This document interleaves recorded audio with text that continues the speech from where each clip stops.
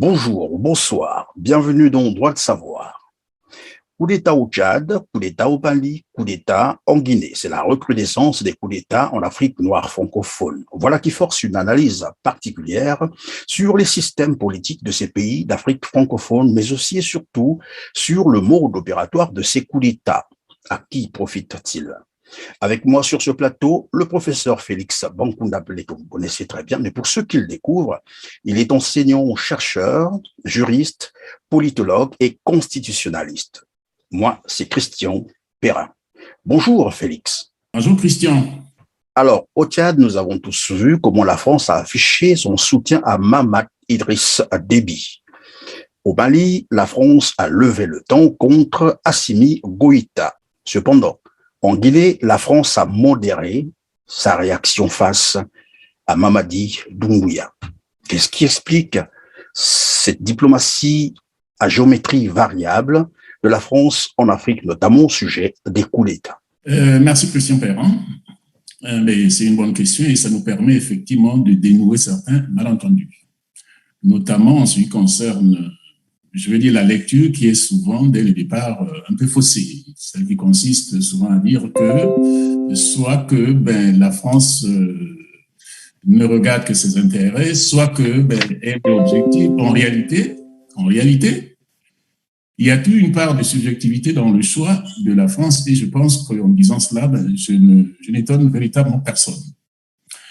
Quelle que soit la situation dans un État d'Afrique francophone principalement, la France regarde ses intérêts, mais elle ne regarde pas que ses intérêts. Elle peut également, selon effectivement l'idée qu'elle veut, disons, imposer, y introduire, je veux dire, une certaine dose, disons, d'objectivité. Pour ne pas dire faire une lecture objective. Qu'est-ce que je veux dire par là? Je veux dire par là tout simplement que je pense que nous ne devons pas regarder la position de la France à sens unique. Qu'il faut, je veux dire, introduire, disons, plusieurs ingrédients pour bien comprendre la question. Et commençons donc effectivement par, ne remontons pas, mais disons clairement, quand nous regardons, disons, le cas du Tchad, la France s'est montrée ouvertement intéressée. Je pense que personne ne s'y est trompé. Quand nous regardons le cas du Mali, je pense que là, elle a été plutôt embarrassée.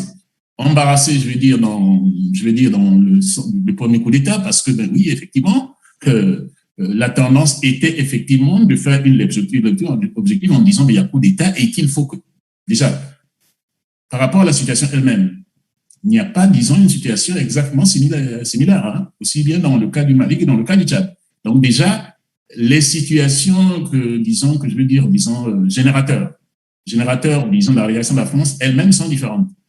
Donc, dans le cas du Mali, la France essaie de faire une lecture objective qui consiste à dire, et en cela, d'ailleurs, conforme au texte, consiste à dire que quand il y a un coup d'État, il faut toujours condamner, par principe, ce qu'elle n'avait pas fait pour le Tchad. Et quand nous arrivons dans le cas du Niger, on lit clairement un embarras. Vous parlez le cas de la Guinée ou du Niger? On lit un embarras puisque la réaction de la France n'a pas été immédiate. Moi, j'ai l'impression qu'elle a d'abord hésité avant de condamner. Et là, je pense qu'on peut faire plusieurs lectures, mais enfin... Et pourquoi aurait-elle hésité? Puisque c'est un coup d'État acté d'ailleurs. Bon, elle a hésité pour plusieurs raisons, mais principalement la suivante. Bon, nous tous, nous avons lu donc la réaction du président français Emmanuel Macron quand effectivement le président guinéen a modifié, a changé la constitution. Le président Macron a clairement condamné. Nous l'avons tous lu en disant, mais enfin, on pouvait s'attendre à tout, sauf à cela, de la part, disons, de M. Condé, puisqu'il était longtemps opposant et qu'il avait lui-même condamné les régimes qui existaient, les régimes despotiques en Afrique.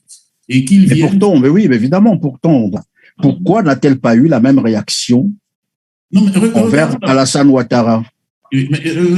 Terminons d'abord, je veux dire, avec notamment la Guinée. Bon, pour la Guinée, je pense que le président français était embarrassé parce que, ayant lui-même condamné l'attitude de M. Alpha Condé, qui avait donc modifié la constitution, donc on pouvait dire que dans la logique des choses, dans la logique de ce qu'il avait condamné, il ne pouvait pas en même temps condamner le coup d'État, puisque le coup d'État est justifié par le fait que, du moins du point de vue de l'opinion publique, et même quelque part, de façon plus ou moins confuse par les putschistes, par le fait qu'il avait violé la Constitution. Donc, si M. Macron a condamné M. Alpha Condé, disons, dans l'attitude, je vais dire, disons, dans le coup d'État constitutionnel, ben, enfin, je veux dire que si les militaires viennent renverser le régime au nom de l'argument avancé par le président français lui-même, vous voyez que le président français, ou disons, je veux dire, la France a un peu du mal, effectivement, à se contenir. Donc, je pense que l'embarras se justifie par cela, par le fait que, au niveau de l'opinion publique africaine, au niveau également de la France, ben, cette attitude, la France, la position, disons, annoncée dès le départ, cette attitude est conforme, c'est-à-dire le coup d'État vient en quelque sorte réguler la situation. Donc, voilà ce qui explique un peu son embarras. Maintenant, par rapport, disons, à la Côte d'Ivoire, non, je pense que sur ce point, le président français avait fait, à mon avis, effectivement, disons, une lecture subjective. J'ai déjà expliqué que l'argument de la force majeure ne s'expliquait pas. Pour une bonne et simple raison que la mort, ce n'est pas, disons, un cas de force majeure. D'autant plus que c'est une question qui est réglée par la Constitution. Mais en l'occurrence, ce n'était même pas une question de l'État, puisque c'est une question qui se déroulait au sein du parti. Au sein du parti. C'est-à-dire que c'est une affaire qui intéressait uniquement le parti, disons, du président Ouattara. On ne voit pas en quoi, effectivement, cela devait, disons, modifier la lecture constitutionnelle, la situation, c'est-à-dire faire de telle sorte que le président Ouattara ne respecte pas lui-même la limitation des membres. Donc, ça, je pense que, autant sur la question de la Guinée, on peut comprendre que, voilà, le président, disons, Macron a été, je veux dire, disons, légaliste, autant pour la question, disons, qui concerne Ouattara ou la Côte d'Ivoire, la lecture a été plutôt subjective. Je pense que c'est clair. Alors, dans ces coups d'État, tous ces coups d'État d'ailleurs, il y a quelques similitudes, c'est l'abrogation de la Constitution par les putschistes. Qu'est-ce que les Africains ont-ils contre les constitutions? Est-ce qu'on peut parler d'un problème culturel je pense que c'est une réaction spontanée des putschistes. Je pense que c'est entrer dans la culture, dans la psychologie des gens pour dire que il faut systématiquement le faire. Et la question est intéressante parce que moi, je constate qu'en général, entre la constitution qui précède et celle que les nouveaux arrivants adoptent, généralement, il n'y a même pas une différence. Quand on prend par exemple le cas du Tchad, dans le cas du Tchad, l'Assemblée nationale tchadienne était ce que j'appelle souvent une sombre introuvable, c'est-à-dire que le parti du président avait la majorité écrasante. Donc il n'y avait pas de raison, effectivement, je vais dire, disons, de suspendre la Constitution. Le suspendre la Constitution et en même temps, je vais dire, disons, d'en finir avec les sanctions qui étaient en place. Il n'y avait aucune raison. Mais je pense que c'est déjà intégré auprès de ceux qui font le coup d'État que quand on arrive, voilà ce qu'il faut faire. Il faut éteindre tous les lampadaires. Je pense ça. Mais quand on regarde dans les effets, c'est pas nécessaire. Je suis presque convaincu que la constitution que les Tchadiens, que, disons, les Nigériens, les Guinéens adopteront, sera à 98% semblable à celle qu'ils ont adoptée avant, à celle qui existait avant. Et donc, je pense que cela répond à une forme, disons, de spontanéité, à une forme de symbolisme pour dire, oui, quand on montre que, écoutez, on ne veut pas le régime qui est là, il faut arrêter. Alors que c'est pas nécessaire. Oui, c'est pas nécessaire. C'est pas nécessaire. On ne voit pas, par exemple, qu'est-ce que Idriss, fils, pouvait craindre de l'Assemblée nationale qui était là, puisqu'elle lui était acquise, c'est-à-dire elle était acquise au parti en place. Oui, donc voilà. Le parti qui l'a d'ailleurs servi. Alors. Tout à fait, tout à fait. Donc c'est pas spontané. Alors, mais quels seraient selon vous les éléments déclencheurs de ces coups d'État? Est-ce comme l'a dit d'ailleurs le colonel Doumbouya, la corruption généralisée, la pauvreté endémique, l'instrumentalisation de la justice, tout un tas de problèmes, en fait, la crise socio-politique? Ou bien c'est simplement une stratégie France-africaine pour essayer un peu de renouveler la classe, cette vieille classe presque finissante, pour repositionner ces hommes un peu plus jeunes pour continuer à contrôler l'Afrique? Mon cher Christian, c'est une question très importante. Et je pense qu'il faut repartir des indépendances pour bien relever effectivement les éléments de réponse. Et c'est ça qui justifie pourquoi, objectivement, on devrait, objectivement et de façon générale, en dehors de quelques cas spécifiques, on ne devrait pas valider les coups d'État. Quand les États africains arrivent à l'indépendance ou aux indépendances, il y a un constat général. Premièrement, les économies sont fragiles, ce qui fait qu'on a parlé du sous-développement. Généralement également, on a souligné qu'il y avait un problème d'homogénéité nationale, c'est-à-dire que la nation n'était pas construite. Et c'est d'ailleurs au nom de ces deux cas principalement, au nom de ces deux faits principalement, que certains dirigeants africains ont théorisé le parti unique, en disant que si effectivement, disons, on ne fait pas le parti unique, la part sera belle aux opposants de venir dire que non, il y a le sous-développement, et donc, voilà. Donc, la situation étant critique au plan économique, ce serait faire la part belle aux oppositions et systématiquement, il y aurait effectivement chaque fois, disons, changement de gouvernement et donc discontinuité de la politique économique. Il y avait des gens intelligents au lendemain donc des indépendances. Ils ont compris que ça pouvait tenir. Non, au nom effectivement de cette spécificité africaine, c'est-à-dire le sous-développement et l'absence de la nation, on a pensé qu'il fallait effectivement un parti unique. Donc, quand on transpose la situation, on se rend compte que, oui, on est arrivé au multipartisme, mais les causes sont encore là. Ça veut dire quoi? Ça veut dire qu'en réalité, quand on regarde la situation depuis l'indépendance, le coup d'État, c'est-à-dire que le cocktail des éléments qui peuvent justifier un coup d'État sont là, c'est-à-dire la pauvreté et l'absence d'unité nationale, c'est-à-dire l'absence du sens de la nation. Voilà à peu près classiquement depuis le départ ce que je peux appeler donc les raisons congénitales du coup d'État. Et pourtant, une fois installés, ces soldats, sinon ces militaires, n'ont jamais fait mieux. Je vais en arriver. Constatons d'abord cela. Je suis en train de dire que les éléments justificatifs, non pas de façon objective, mais je vais dire, disons, les ingrédients d'un coup d'État sont en permanence depuis, effectivement, les indépendances. Et quand on vient ajouter, c'est-à-dire, au nom de cela, effectivement, on avait adopté le parti unique, ça n'a rien donné. Mais ensuite, au nom du parti unique, au nom de la construction nationale, mais les dirigeants en place ont ajouté un élément supplémentaire qui faisait que, effectivement, on ne pouvait plus venir au pouvoir par coup d'État. C'est quoi? C'est la pérennité des dirigeants. C'est-à-dire que, justifiant la construction nationale à partir, donc, effectivement, du parti unique, ils ont ajouté un autre élément qui consistait à dire on est là, on y reste, et qu'on devient en quelque sorte des hommes providentiels. Donc, vous voyez que dans ce qui est en train de se passer, après 90, c'est-à-dire après l'instauration du multipartisme, on trouve qu'il y a aujourd'hui des éléments aggravants qu'on aurait pu ajouter. C'est-à-dire qu'à partir du moment où on est arrivé au multipartisme, pour dire qu'on cherchait à stabiliser, de telle sorte que les acteurs politiques comprennent que ce n'est plus nécessaire de faire un coup d'État pour arriver au pouvoir, puisqu'il y a les mandats qui sont limités, qu'il y a le multipartisme. Le président guinéen, ou bien d'autres présidents, pour aller plus loin, le Congo-Brazzaville et bien d'autres, la Côte d'Ivoire, puisqu'on en a parlé, ajoute un élément aggravant. S'il y a ces mots, ces causes congénitales dont je venais de parler, qui sont là, et que ce président qui est là rajoute encore l'élément qu'on a vu, disons, dans la dernière décennie, la deuxième décennie, disons, des pays africains, c'est-à-dire des présidents qui se pérennisent au pouvoir. Donc, la situation devient de plus en plus lancinante. Donc, ce qui le justifie, c'est cela.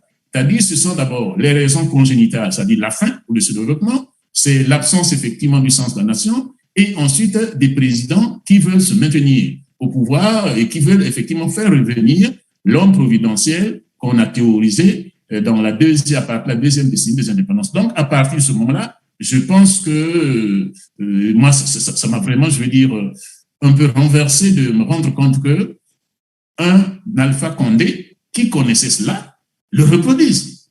Hein?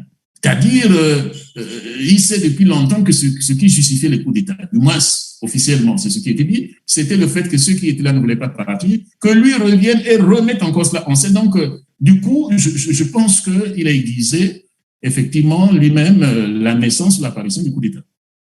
Oui, vous avez semblé parler des chefs d'État qui veulent se pérenniser. Est-ce que parce qu'ils veulent se pérenniser ou parce qu'il y a une puissance étrangère qui voudrait que ces présidents restent là pérennement sous prétexte de la stabilité comme on nous le vante tout le temps? Moi, je veux bien dire, comme le disent certains Africains, de manière facile, que derrière chaque événement, derrière chaque coup d'État, il y a la France. Mais je pense qu'il y a quand même la volonté des dirigeants eux-mêmes. Bon, effectivement, c'était l'argument qu'on a entendu du défunt président Déby qui disait qu'il voulait partir et puis la France envoyait un constitutionnaliste pour lui dire qu'il fallait qu'il reste. Ben, au moins, lui, il avait dévoilé. Mais il l'a dévoilé, mais entre nous, est-ce que franchement, ils sont obligés d'accepter? Moi, je pense que si Déby a accepté, c'est parce que ça l'animait. Il ne voulait qu'un prétexte, effectivement, pour le faire. Je pense que cela ne soit pas d'équivoque. Je ne suis pas sûr que le président Déby avait, disons, le pistolet, disons, à la tempe et qu'on lui disait, ben, si tu ne fais pas, voilà, c'est pas. Non, non, non. Je pense qu'en réalité, la puissance, l'ancienne puissance coloniale, c'est que ça démange tous les dirigeants africains de rester donc là de façon pérenne. Et ben, elle se dit, ben oui, vous pouvez y aller. Donc, en fait, c'est là le fond du message. Vous pouvez y aller, on est d'accord. Et que dans la même logique également, s'il y a un président relativement récalcitrant, et que la France essaie de montrer que ben il faut respecter la légalité. On a vu là, vous avez vu disons le ministre des Affaires étrangères disant la France qui a été critiquée notamment sur l'Afghanistan, qui parle effectivement, disons, des putsch et tout. Et bon, on lui a rappelé qu'un instant, quand il y a des putsch en Afrique, certains putsch en Afrique, vous ne contestez pas, au contraire, vous adoubez. Et quand c'est l'Afghanistan, vous venez relever un argument qui ne tient pas debout. Bon, non. Je reviens à ce que j'ai dit au départ. La France a à la fois une lecture objective et subjective. C'est-à-dire que selon le sens de l'intérêt, elle essaie de moduler ça, c'est sans équivoque. Mais en même temps, il faut dire que les Africains eux-mêmes, je vais dire les dirigeants principalement, ceux qui sont en place, ne sont pas embarrassés par ce fait-là et que quand ça les arrange, ben, ils disent, ben oui, on peut s'asseoir sur la Constitution. Donc, je veux dire, n'ayons pas... Ou simplement peut-être parce que lorsqu'ils arrivent, ils ont en idée autre chose, mais après, une fois installés, les données changent.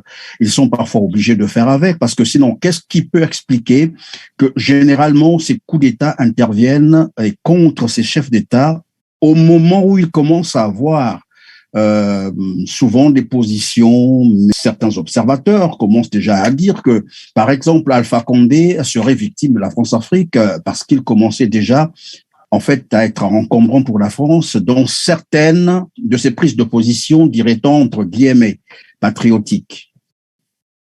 Mais vous savez qu'on l'a dit en même temps pour le président tchadien, décédé, l'ex-président. Oui, mais évidemment, pourquoi ces coups d'État interviennent à ces moments-là?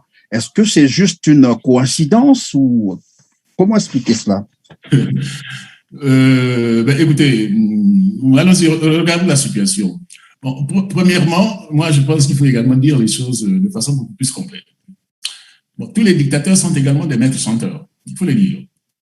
C'est-à-dire que, je veux dire, quand ils se rendent compte que, disons, le soutien de la France n'est pas suffisant, comme effectivement, disons, ils l'attendent, ben, ils ont tendance, effectivement, disons, à démontrer à la France. Bon, je rappelle souvent cette formule du président gabonais, disons, du défunt président gabonais, Omar Bongo, qui disait que le Gabon est comme une jeune et jolie fille à qui tout le monde veut faire la cour et qui ne se donnera qu'au plus offrant. Au plus offrant. Oui. Bon, donc, je pense que quand on fait cette lecture de la France qui, chaque fois, en quelque sorte, utilisera le bâton quand, effectivement, leur ancien candidat essaie, effectivement, disons, de virer de l'autre côté, ben, il faut également, disons, le lire. Il faut compléter cela avec l'attitude, disons, des dirigeants africains. Mais si je pense, la France, si on devait adopter, disons, cette lecture, ben, ça veut dire qu'il y a un pacte de départ. C'est-à-dire que le président africain qui était installé a eu en quelque sorte un deal avec l'ancienne puissance coloniale pour dire je suis là pour ça. Et que si effectivement il ne respecte pas le deal, eh bien, nous faisons cela. Et que la Constitution, tout ce que l'on veut, c'est purement symbolique, que la réalité est autre. Et à ce moment-là, on peut dire, un instant, si, je veux dire, Idriss Déby et Alpha Condé a un deal avec la France, eh bien, un instant, on peut dire, oui, ben voilà, il est tout à fait normal que les autres demandent à respecter le deal et utilisent le bâton. À ce moment-là, ce n'est pas une question qui nous regarde. Mais si nous voulons regarder la question du point de vue du droit, c'est-à-dire donc effectivement du respect de la norme fondamentale principalement, on peut quand même, je veux dire, se permettre de dire que, c'est-à-dire la situation n'est pas la même. Quand on prend le cas du Tchad, on prend le cas du Mali, de la Guinée, de la Côte d'Ivoire, les situations sont relativement différentes. On l'a dit, dans le cas du Tchad, la France a fait, de façon sans équivoque, une lecture intéressée. Peu importe effectivement, on a eu le débat sur effectivement la mort d'Idriss Déby. Est-ce que c'est une mort venue d'ailleurs causée par une puissance étrangère? Je ne sais pas, mais enfin, la France a eu une position intéressée. Dans le cas, disons, de la Guinée, eh bien, écoutez, je pense que l'opinion publique africaine elle-même ne se trompe pas en disant que les militaires sont en quelque sorte venus réparer, disons, le coup d'État constitutionnel qui avait précédé. Dans le cas, disons, et que de ce point de vue, on ne peut pas dire que c'est parce que, il commençait, cette situation vient quand même après.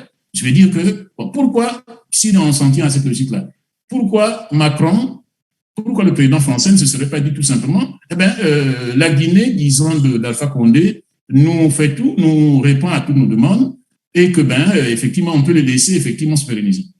Oui, mais c'est parce qu'il commençait à avoir, comme je l'ai dit tout à l'heure, certaines prises de parole qui, probablement, ont été encombrantes pour la France. Avant ou après? Mais bien avant, je crois. Avant la modification constitutionnelle? Bien après, non, après. C'est après? Oui. Donc, c'est après. Non, on peut se dire tout simplement que, dans cette lecture, il consiste à dire que la France ne soutient que n'est là que pour ses intérêts, C'est pour ça que je dis qu'il faut nuancer. Bon, on aurait pu se dire, puisque, effectivement, le président guinéen avait pratiquement satisfait toutes les demandes, le président français pouvait dire, il satisfait à toutes nos demandes, donc il peut effectivement, disons, violer la Constitution. Et la même façon que on a laissé faire, disons, Sassou Nguesso, on a laissé faire, disons, Ouattara, laissons également faire la Guinée. Oui, donc vous voyez que là, c'est pas exactement la même position. Donc ça veut dire qu'il y a une autre façon de voir les choses. Personnellement, mais ça c'est mon avis personnel. Moi, je pense, cher Christian, qu'en réalité,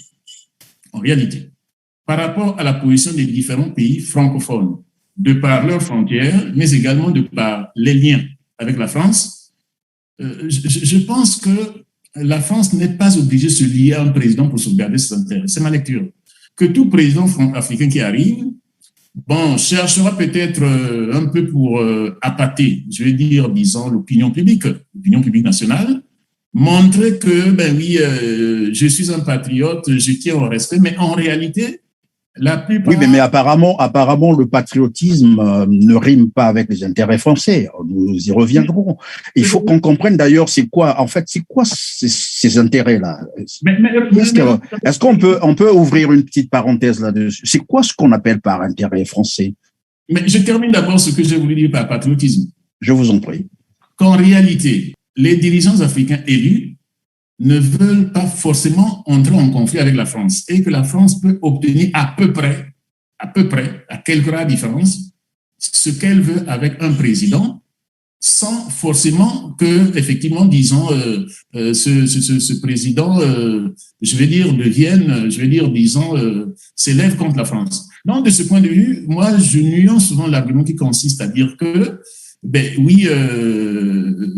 la France doit forcément garder les dictateurs pour ses intérêts ou non, bien entendu, cette question, il faut la nuancer, cette question d'intérêt, mais nous y viendrons plus la deuxième partie de votre question, pour dire, mais au fait, ses intérêts, c'est quoi? Donc, nous viendrons à cette question. Mais je vais dire qu'en réalité, un dirigeant africain, francophone, dans le contexte actuel, disons, de la configuration des États, c'est-à-dire où en réalité tout pays africain francophone est entouré par d'autres pays francophones, ne recherche pas forcément le conflit avec la France et que la France peut globalement obtenir ce qu'elle veut de n'importe quel dirigeant africain, ce qui fait que moi, je me dis, si franchement c'est cette lecture que fait la France, elle se trompe. Et je pense que même au niveau des personnalités françaises, il y en a qui l'ont soutenu. Moi, j'ai entendu, disons, l'ancien ministre des Affaires étrangères de Villepin dire la même chose.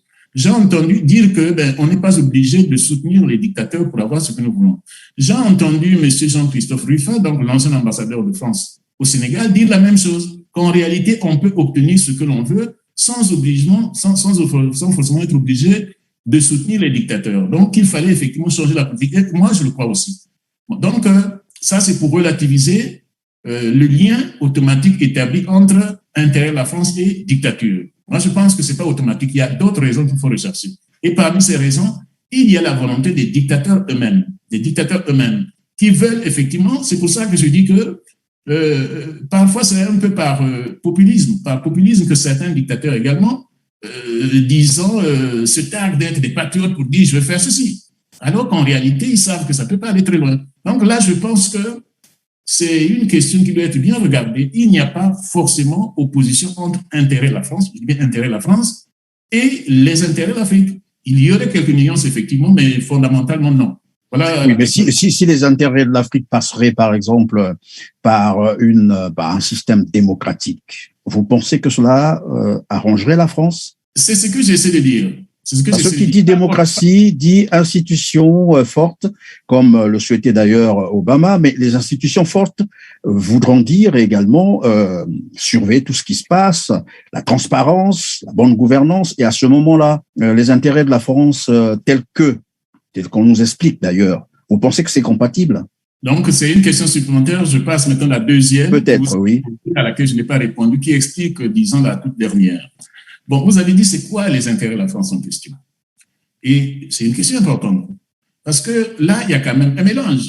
Je pense que la plupart, je vais dire, disons, des analystes qui approfondissent la question sont arrivés à cette conclusion. Il y a d'une part les intérêts de la France et d'autre part les intérêts des multinationales ou des intérêts privés. C'est très important cette distinction. Je pense que globalement, les intérêts de la France n'ont pas été ou ne sont pas remis en cause par certains dirigeants africains qui auraient été renversés par la France ou bien qui ont été réellement renversés par la France. Ce qui a été le plus souvent mis en danger, c'est les intérêts privés, c'est-à-dire soit des personnalités politiques françaises, soit des groupes financiers français. Et je pense que c'est d'ailleurs, disons, sur cette distinction que l'association survit avec notamment François-Xavier Verschav a construit, disons, je vais dire tout son combat, en disant que dans les relations entre la France et l'Afrique, les intérêts privés, c'est-à-dire des groupes privés, mais également des personnalités politiques à titre personnel, ont pris plus de dessus que les intérêts de la France. Donc déjà là, ça montre toute la nuance. Et je pense que Mais au niveau à l'extérieur, tout ce que font ces multinationales, ces privés qui sont, entre guillemets, français, est toujours perçu comme étant des défenseurs des intérêts français. C'est comme ça qu'on résume tout cela. Que ce soit des multinationales, que ce soit des personnalités qui viennent soutenir des dictateurs en Afrique, tous sont perçus comme des défenseurs des intérêts de la France. Malheureusement. Je vais vous prendre un exemple. Permettez, je vais vous prendre un exemple. Ça, au moins, tout le monde sait ce qui s'est passé au Congo-Brazzaville dans les années 1997. À l'arrivée de Pascal Lissouba, nous avons vu ce qui s'est passé. À un moment donné, Pascal Lissouba a voulu revoir. Bon, ça, c'est ce qui est connu de tout le monde. A voulu revoir un peu les contrats, le partenariat entre une multinationale française et le Congo, bien sûr. Et nous avons vu débarquer au Congo. Des armées étrangères, 5 armées étrangères, sans compter les mercenaires, qui étaient payées par cette multinationale. Or, au niveau de la France, tout le monde sait ce que représentait cette multinationale, même si elle a changé de nom.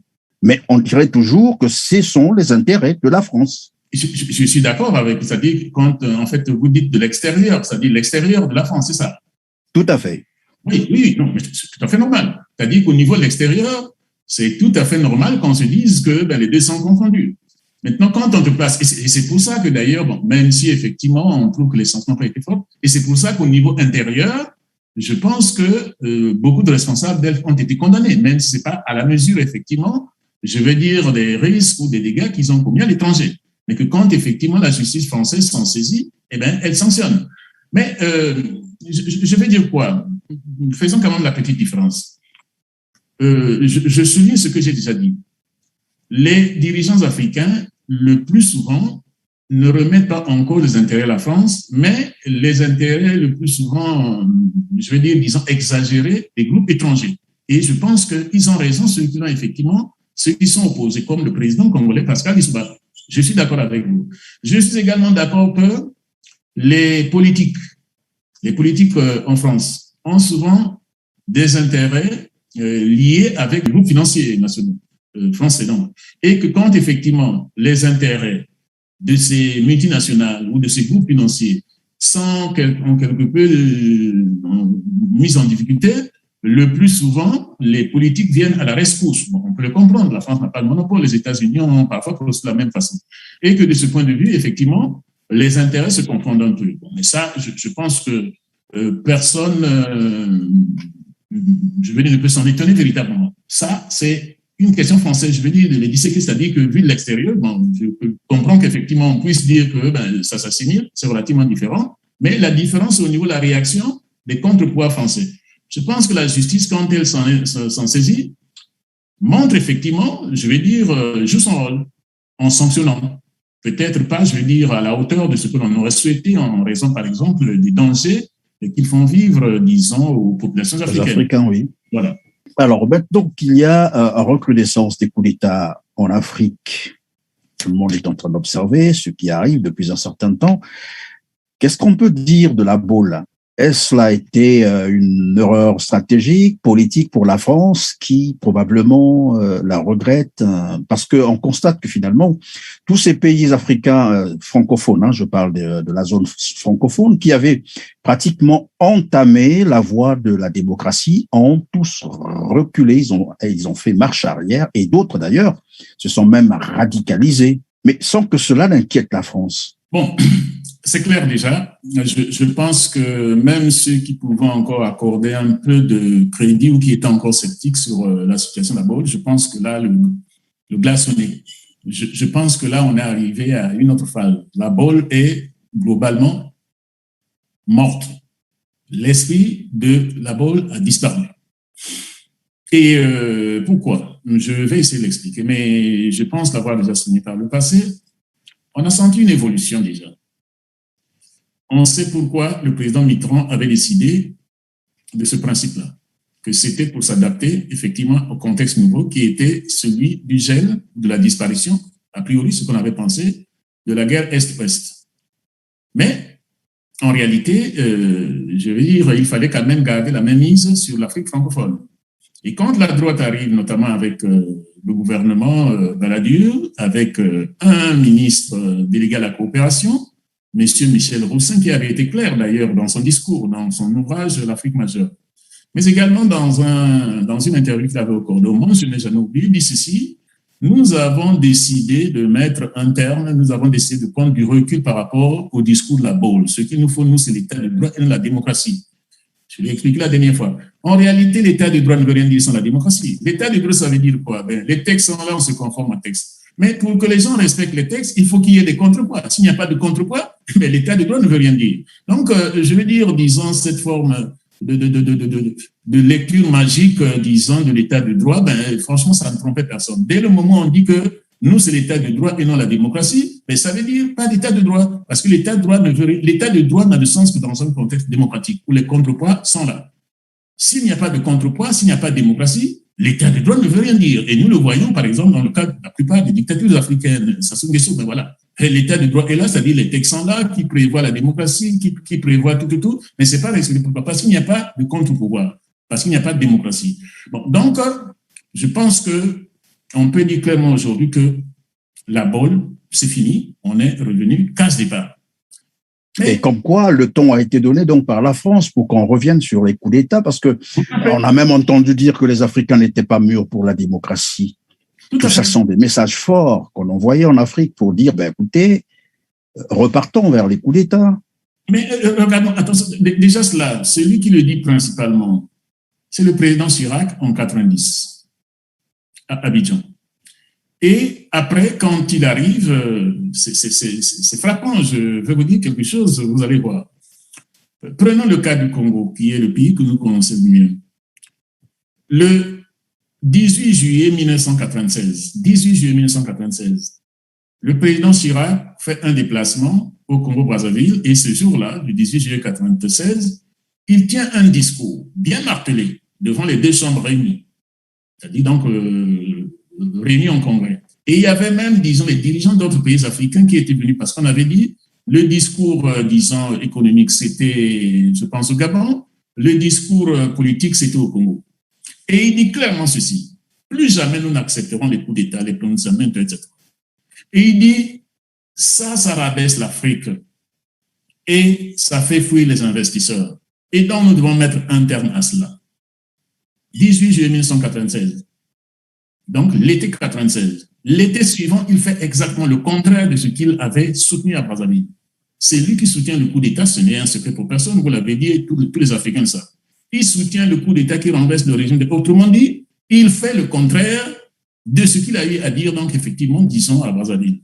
Plus grave, l'été suivant, c'est-à-dire l'été 98, il va en Angola pour remercier le président angolais pour dire, c'est son terme, je me suis réjoui de l'intervention de l'Angola au Congo-Brazzaville. Vous voyez? Bon, donc se réjouir de l'invasion d'un pays par une armée étrangère. Et c'est le président français qui se réjouit. C'est le président français qui le dit. Moi, je me rappelle, c'était l'édito du Monde pour dire que, en tout cas, ça a glacé pratiquement tous ceux qui étaient là. Il y a même un qui a dit qu'il avait peut-être picolé un peu trop. Mais il l'a dit. Il dit, je me suis réjoui de l'intervention de l'Angola au Congo. Et pour tenter, en quelque sorte, disons, nuancer un peu ce qu'il avait dit, il dit, oui, parce que ce pays était en train de se détruire. Autrement dit, c'est l'Angola qui était allé arrêter. Enfin, je veux dire, ça, c'est du cynisme. Hein? Et quand l'Angola continuait à, disons, à intervenir au Congo, 4 années, disons, les 4 années qui ont suivi, bon, quelle a été l'attitude, effectivement, de la France? On voyait quand même que, bon, là, c'est l'hypocrisie. Ne nous arrêtons pas là. Voilà le discours, disons, de François Hollande. François Hollande, à la veille du sommet de la francophonie à Dakar, devant RFI et puis France 24, il dit que nous ne pouvons pas accepter que les gens puissent violer la limitation des mandats. Il le dit clairement. 2 jours après, il est à Dakar, donc je pense fin octobre, disons, 2014, il répète le même discours pour dire, voilà, c'est clair et net aujourd'hui, on sentait d'ailleurs que, je veux dire, disons, le Congo était effectivement le pays principalement visé. Puis il dit que ceux qui ont atteint l'âge, ceux qui ont effectivement, disons, fait leur mandat doivent partir. Et nous savons que, là, nous sommes fin octobre, disons, 2014. Le 21 octobre 2015, il change de discours. Il dit totalement le contraire. Il dit que le Congo, le président français, le président congolais, peuvent effectivement consulter sa population. Et donc là, c'est clair. Mais qu'est-ce qui justifie finalement cette attitude des politiques français qui disent quelque chose et font le contraire après? Ordinairement, les gens disent c'est la réelle politique. Non, c'est pas la réelle politique. Bon, moi, je pense que je pense principalement, et c'est un peu embêtant de le dire, je pense que ils n'ont pas la même considération pour les populations africaines que leur propre peuple, très sincèrement, parce que c'est quand même la vie des gens. C'est parce que le plus souvent, c'est des morts massives. Autrement Est-ce que ce n'est pas plutôt pour les intérêts français, comme on l'a expliqué tout à l'heure? Ben oui, mais c'est-à-dire que les intérêts français sont beaucoup plus importants que les vies africaines. C'est ce que je suis en train de dire. Autrement dit, ce n'est pas la même considération. Parce que ici, au nom de ces mêmes intérêts, on ne sacrifierait pas 10 personnes, hein, d'une manière aussi grossière. On ne le ferait pas de la même façon. Donc, moi, je pense quand même que cette légèreté sur leur propre discours se justifie par le fait qu'ils disent que là-bas, on peut tout se permettre, parce qu'ils ne feraient pas la même démagogie. J'ai l'habitude de dire ceci, Christian. Si, rappelons d'abord, en ce qui concerne le Congo, le discours de François Hollande intervient alors que Sassou Nguesso venait déjà de tuer, disons, 20 de compatriotes, une vingtaine de compatriotes, et plus de 100 blessés. Transposant cette situation ici en France, prenons ne fût que la moitié, c'est-à-dire 10 personnes qui tombent. Est-ce qu'on peut justifier la mort de 10 personnes en France par l'intérêt d'un groupe privé? Ça passe pas. On s'accorde bien. Ça passe pas. On ne peut pas justifier la mort de 10 personnes. Comment c'était 20? Les 17 et 20 octobre, vous étiez d'ailleurs sur place vous-même, vous avez fait des reportages, c'est au moins une vingtaine de personnes qui sont tombées. C'est au moins une centaine de personnes qui ont été gravement blessées, dont nombreux aujourd'hui sont effectivement, disons, infirmes à vie. est-ce qu'on peut transposer une telle situation dans un pays comme la France et que ça passerait comme une lettre à la poste? Évidemment, non. Donc, quand je dis qu'ils n'ont pas la même considération pour les peuples africains que pour leur propre peuple, je sais ce que je pense. Donc, ce n'est pas au nom d'intérêt, c'est au niveau, c'est à propos de la considération qu'on a pour ces peuples-là.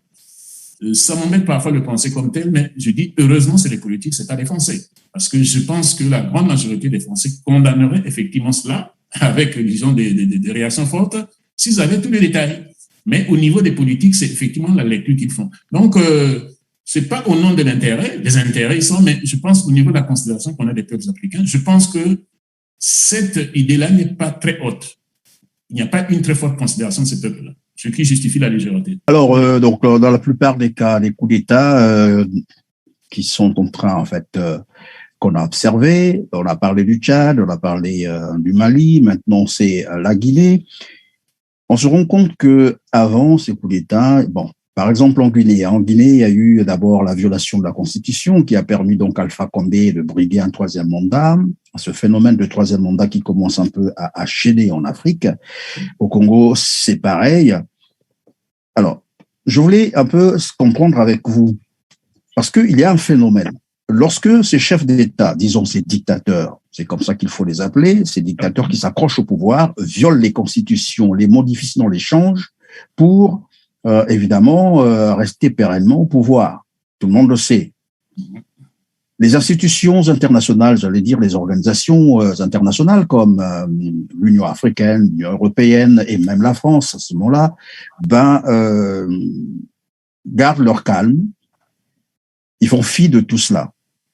Pourtant, ils savent le danger parce qu'un coup d'État constitutionnel, c'est en fait violer tout le cadre, c'est l'esprit et l'âme d'une république.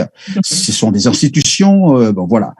Là, personne ne parle, ces institutions, ces organisations, comme je disais, ne montent pas au créneau. Mais une fois que c'est un coup d'État militaire, parce que finalement, les militaires aussi se justifient pour dire que, ben, écoutez, c'est parce que la Constitution a été violée et qu'il faut remettre de l'ordre.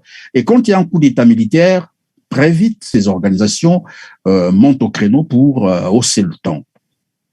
Qu'est-ce qui est finalement, peut-être que les deux sont graves, mais qu'est-ce qui est plus grave que l'autre entre un coup d'État militaire et un coup d'État constitutionnel? Clairement et directement, je pense que ce qui est plus grave, c'est l'inconséquence des institutions internationales. C'est l'inconséquence de la communauté internationale. Moi, je ne cesse de dire depuis très longtemps que cette attitude de l'Union africaine, principalement, n'aide pas l'Afrique à enraciner la démocratie. Je vais quand même lever une petite nuance. Le Niger, disons, inaugure sa démocratie en 93. En 93, donc, je veux dire, disons, l'esprit démocratique naît d'abord en 93, avec le président Ali Sebo, si je ne me trompe pas. Et donc, c'est le président qui est élu, c'est celui qui l'inaugure, mais celui qui est élu, justement, Ali Sebo avait donc suivi le président Séni Kounché. Oui, le président Séni Kounché, c'est ça. Et donc, en 93, le président élu s'appelle Mahaman Ousmane. Et naît une cohabitation, je veux dire, dangereuse dans un contexte où effectivement les gens n'ont pas le sens de l'état de droit. Et qu'est-ce qui se passe? Le président Maï Nassara fait un coup d'État le 27 janvier 1996. Il dit oui, c'est la pagaille, j'ai observé, j'ai essayé de conseiller et tout. Ça donne une petite idée de ce qui s'est passé au Congo déjà à partir de 92. Donc il conseille, il les réunit et puis ça tient un peu. Il dit écoutez, vous êtes des incapables, vous ne savez pas gérer l'État, vous mettez les populations en danger. Il fait un coup d'État le 27 janvier 96 et il dit j'assure la transition. Et après, l'idée change, non, ce n'est pas uniquement pour assurer la transition, il brigue lui-même et il organise des fausses élections. Et qu'est-ce qui se passe? 3 petites années après, exactement, le 9 avril 1999, il est tué par son aide de camp. Et que dit son aide de camp? On ne s'était pas entendu comme ça. On s'était entendu pour remettre la démocratie, disons, mais pas pour que nous briguions nous-mêmes. Vous voyez le discours, pas pour que nous briguions nous-mêmes, disons, le pouvoir. Donc, son aide de camp, Monsieur Ankou, je pense bien, c'est ce nom-là, donc Sanko, M. Sanko, là, donc, qui était son officier d'ordonnance, le tue, disons le 9 avril 1996. Et bon, qu'est-ce qui se passe? Lors la même année, 99, donc décembre 99, on organise l'élection, est élu donc le lieutenant-colonel ou général, le général, donc Tandja, Mamadou Tandja, qui fait ses 2 mandats. Donc, il est réélu, disons, en 2004, et ensuite, en 89 et puis en 2004. Et quand il termine ces 2 mandats, au lieu, vous voyez, ça ressemble exactement à la situation, disons, d'Alpha Condé. D'Alpha Condé. Il termine ces 2 mandats. Et bon, on lui rappelle que la Constitution limite les mandats. Il dit non, je vais rajouter un peu de temps parce que c'est un programme à terminer. On dit non. Donc, ces 2 mandats se terminaient en décembre 2009 et le 18 février 2010. C'est-à-dire, donc, 3 petits mois après, il est renversé. Et l'argument qu'invoquent effectivement les petits, c'est lequel non, n'a pas respecté la limitation des mandats. Les États-Unis n'avaient pas condamné, c'était le président Obama à ce moment-là. Ils ont tout simplement dit qu'il faut revenir à la démocratie, tout bon. Les militaires ont organisé effectivement les élections, disons, l'année suivante, effectivement, pour élire le président Issoufou, qui, lui, je ne sais pas quand les gens ont entendu dire, les gens s'intéressaient pour savoir, mais pourquoi Issoufou s'empresse d'annoncer très tôt que je vais respecter la limitation des mandats? Parce que le Niger avait connu cette histoire, effectivement, grave du non-respect de la limitation des mandats. Le président Issoufou, 2-3 ans après, était en train de répéter à qui voulait l'entendre que je respecterai la limite des mandats. Pour des raisons de précaution, pour éviter qu'il y ait d'État. Pour ne pas le dire, ce qu'a vécu son prédécesseur, le président Tandja. Donc, je vais dire que le cas de la Guinée se ressemble à s'y méprendre à la situation du Niger. Et la question se pose de savoir, effectivement, est-ce que la fameuse communauté internationale, l'Union africaine principalement, ne se rend pas compte qu'elle a une responsabilité dans ce qui se passe. Je disais que, classiquement, les raisons qui expliquaient les coups d'État en Afrique, c'était la faim, c'était la pauvreté. Après, il s'est ajouté une raison supplémentaire, c'est le fait que les gens voulaient se pérenniser au pouvoir. Et que, pour ceux qui voulaient également du pouvoir, il n'y avait pas d'autre choix que de faire un coup d'État. L'Union africaine le sait. L'Union africaine le sait. Donc, elle sait que dès le moment où un individu a terminé ses 2 mandats et qu'il veut se pérenniser, il allume le feu. Il allume le feu. C'est-à-dire qu'il réunit toutes les conditions pour qu'il y ait un coup d'État. Donc, à ce moment-là, je me dis, l'Union africaine principalement, parce que c'est quand même la principale institution panafricaine, elle a une lourde responsabilité en n'anticipant pas. Alors, Félix, au vu de ce qui se passe en Afrique, disons, noire, francophone, nous parlons ici des coups d'État au Tchad, au Mali, et aujourd'hui on parle de la Guinée. Nous savons que ce sont pratiquement même les mêmes éléments, les mêmes ingrédients qu'on retrouve au Congo-Brazzaville. Mais au Congo, nous avons 2 soucis, s'il faut le dire comme ça, 2 problèmes ou 2 options possibles. Nous savons également que Denis Sassou Nguesso est en Suisse, je ne sais pas s'il est déjà rentré, où il est allé faire une série d'examens médicaux. Certaines indiscrétions, je dis comme ça, au conditionnel, nous rapportent que ces résultats ne seraient pas encourageants. Donc, et ce qui fait qu'au niveau du cercle du pouvoir, qu'il y a une agitation, c'est-à-dire les gens se préparent, cette bataille de succession a déjà commencé. On entend certains dire, ils ont des hommes, ils ont les armes. De l'autre côté, d'autres qui pensent qu'ils ont le profil parce que après, donc, en cas de décès, ce qu'on ne souhaite pas, parce que personne ne souhaite d'ailleurs la mort de quelqu'un, mais en cas de décès ou d'empêchement définitif, la Constitution prévoit que ce soit le président du Sénat. Et de ce côté-là, alors, mais il peut arriver aussi que par rapport à ce que nous sommes en train de décrier, par exemple, ce qu'on a dit sur le Tchad, sur le Mali, sur la Guinée, ces mêmes ingrédients sont au Congo, on ne sait jamais. Il peut arriver qu'au Congo, on assiste aussi à un coup de force. Mais nous savons que lorsque les militaires font un coup d'État, ce n'est pas pour rendre aussitôt le pouvoir. Ils vont toujours, évidemment, ils ont abrogé la Constitution comme ont fait les autres et probablement s'installer. Et donc là aussi, on assistera à un coup d'État dans un coup d'État. Vous voyez que la situation du Congo semble être un peu complexe. Quelle analyse faites-vous du futur immédiat politique du Congo-Brazzaville face à tous ces éléments? Qu'est-ce que cela vous inspire? Une question complexe. En même temps une question d'actualité, mais qui n'est pas de la fiction. Et toutes les hypothèses sont plausibles et je pense qu'il y a déjà des précédents. Premièrement, il faut constater que l'histoire constante du Congo reflète le non-respect de la Constitution. Chaque fois, l'alternance est faite en dehors de la Constitution. Autrement dit, M. Ngolo qui est donc, disons, président du Sénat, et qui seront... Il pense avoir le profil pour remplacer Denis Sassou Nguesso. Le profil, effectivement, mais également, je vais dire, disons légalement, ben voilà, tout à fait bon. Effectivement, on peut y mettre tout ce que l'on veut, mais je constate premièrement que dans notre histoire, jamais le dauphin constitutionnel n'est passé président, ne fût-ce que par intérim. Jamais dans notre histoire constitutionnelle.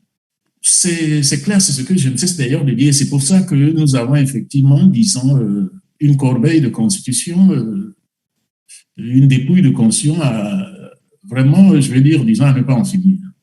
Mais il y a une autre lecture qui relève de ce que j'appelle souvent le syndrome guinéen. En Guinée, Guinée-Conakry, donc quand le président Sékou Touré meurt, qu'est-ce qui se passe? Eh bien, moi j'ai entendu, je vais dire, le président guinéen dire qu'il n'y a jamais eu de coup d'État en Guinée, mais ça s'appelle bien coup d'État. Quand le président meurt alors que la Constitution prévoit effectivement un dauphin constitutionnel, que ce dauphin ne passe pas, ça s'appelle bel et bien un coup d'État, mais un coup d'État, non, c'est bel et bien un coup d'État. Et quand Lansana Conté, qui remplace, c'est-à-dire qui fait effectivement le coup d'État, il consiste à prendre le pouvoir après la mort, disons, de Sékou Touré, lui-même il décède, il y a également un coup d'État puisque le dauphin constitutionnel ne passe pas. Donc, en dehors de cette particularité congolaise où effectivement le dauphin constitutionnel n'a jamais effectivement assuré l'intérim comme le prévoient les textes, nous ne sommes pas à l'abri du syndrome guinéen. Mais je vais dire autre chose également. Bon, je venais de vous dire que le président Sassou a effectivement, disons, une sagesse de sa culture où il dit que le rat qui vous range effectivement, disons, l'orteil est sous votre lit. Bon, je pense qu'il a pensé à ces choses et moi, quand je regarde notre histoire, je constate quand même que c'est un pacte peut-être réel ou un pacte qui ne dit pas son nom. Vous pensez à Mamadi Doumbouya du Congo ou version Congo? C'est une hypothèse possible. Moi, je pense une hypothèse possible parce que je ne vois pas tous les coups d'État chez nous, vous permettez de ne pas rentrer dans les débats congolais, mais tous les coups d'État chez nous relèvent d'une même région. Et donc, M. Ngolo n'est pas de cette région, à ce que je sache. Donc, quand je parle d'un pacte qui ne dit pas son nom, c'est le fait que les coups d'État au Congo ont été justifiés par le maintien du pouvoir dans une seule région. C'est notre particularité, le maintien du pouvoir dans une seule région, et que M. Ngolo n'est pas de cette région-là. Donc, de ce point de vue, j'ai là quand même une raison supplémentaire de penser que M. Ngolo a beau être président du Sénat, M. Ngolo a beau être dauphin constitutionnel, il ne répond pas véritablement au profil politique et sociologique congolais et que j'en doute fortement. Mais enfin, on souhaite longue vie à M. Sassou Nguesso. Voilà. Même si nous faisons là une lecture constitutionnelle, mais c'est fondé quand même sur la réalité et sur l'actualité. Alors, Monsieur Félix Sabakou d'appeler, probablement que ça sera la dernière question. Lorsque nous observons les systèmes politiques au Tchad, en Côte d'Ivoire, au Mali, en Guinée, on se rend bien compte que mais vraiment, il y a des similitudes avec le système congolais. Je parle du Congo-Brazzaville. Peut-on penser que le Congo-Brazzaville, actuellement, serait assis sur la braise? Écoutez, je pense que la réponse a déjà précédé, disons, notre échange, puisque après qu'il y a eu ce coup d'État, disons, en Guinée, différents commentateurs ont dit, ben oui, les théoriciens ou les inaugurateurs du troisième mandat sont avertis, ça vient de se passer en Guinée. Ils ont dit clairement que Ouattara fasse attention, mais on peut également dire que Sassou Nguesso fasse attention, puisque... Comme qui dirait, les mêmes causes produisent les mêmes effets. J'ai vu les différents commentateurs, ils n'ont peut-être pas parlé du Congo, peut-être qu'ils avaient oublié, mais celui qui a principalement inauguré, c'est le Congo. En dehors, disons, du Burundi qui est dans une situation controversée, mais on remarque que même au Burundi, c'est la nature qui a eu raison, effectivement, disons, du troisième mandat. Puisque, effectivement, je vais dire, le président Nkurunziza a bien osé, mais n'est pas allé très loin. Oui, bon, voilà. Donc, enfin, il est déjà prêt lui-même, disons, à laisser le pouvoir après avoir effectivement terminé. Mais enfin, je vais dire, la nature a donné, effectivement, disons, son coup de sabre. Bon, dans le cas de la Guinée, il y a ça, dans le cas du Congo. Mais très sincèrement, il y a une spécificité congolaise. selon mon point de vue, qui n'est pas effectivement l'argument justifié par le pouvoir en place, qui quand effectivement arrive ce qui est arrivé au Burkina Faso, il se plaisait bien à dire que, ben oui, le Congo n'est pas le Burkina Faso, mais moi j'ai quand même l'impression que nous réunissons également toutes les conditions que je venais de dire pour que effectivement le feu s'allume. On connaît la fameuse phrase de notre dictateur, le rat qui vous ronge l'orteil est sous votre lit. C'est lui qui le dit dans Le Manguier, le fleuve et la souris. Le rat qui vous ronge votre orteil est sous votre lit. Et je pense qu'il sait ce qu'il a dit lui-même. Mais enfin, regardons, la nature nous en dira un peu plus. Eh bien voilà, je dirais à bon entendeur, salut, j'espère que le message est bien passé. Aux intéressés d'en faire bon usage. Merci, professeur Félix Bankunda Pelé, d'avoir été des nôtres. À vous, chers téléspectateurs, aussi, merci de nous avoir choisis aujourd'hui. Restez toujours branchés sur votre canal d'information Téler TV. Mais surtout, n'oubliez pas de partager nos émissions pour nous aider à mieux faire. Je vous retrouve très prochainement. Mais d'ici là, prenez soin de vous, car chaque jour est une vie. Merci.